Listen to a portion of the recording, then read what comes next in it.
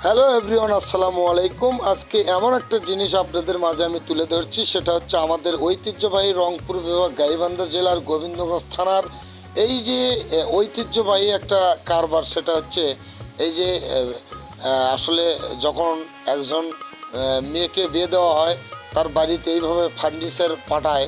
তো আসলে কোন কোন জায়গায় এভাবে ফার্নিচার পাঠায়, অবশ্যই আপনারা একটু কমেন্টে জানাবেন। কোন কোন জেলাতে এইরকম মেয়েকে বিয়ে দেওয়ার পর তার বাড়িতে এইভাবে ফার্নিচার দিতে হবে। ব্যাককিলের মতো ছেলের বাপ, আসলে আমি ব্যাককিলেই বলবো, এইভাবে একটা মেয়ের বাড়ি থেকে এইভাবে ফার্নিচার নিয়ে এসে তারা পরিবেশ নষ্ট করে। তো দিস ইজ এ ওয়ার্ড ইউর ওয়াইলিং ইউর স্যাট ইউর জাপড় জুয়ারদার। দিস এ গাইবান্ধা জেলার ভারসাম্য তো নষ্ট করছে, পরিবেশ নষ্ট করছে। এগুলো মানুষ আসলে মানে কি আর বলবো, আমাদের বাঙালি জাতের কলঙ্ক। তো এই কলঙ্ক কেউ হাতে নেবেন না। ধন্যবাদ। নাহলে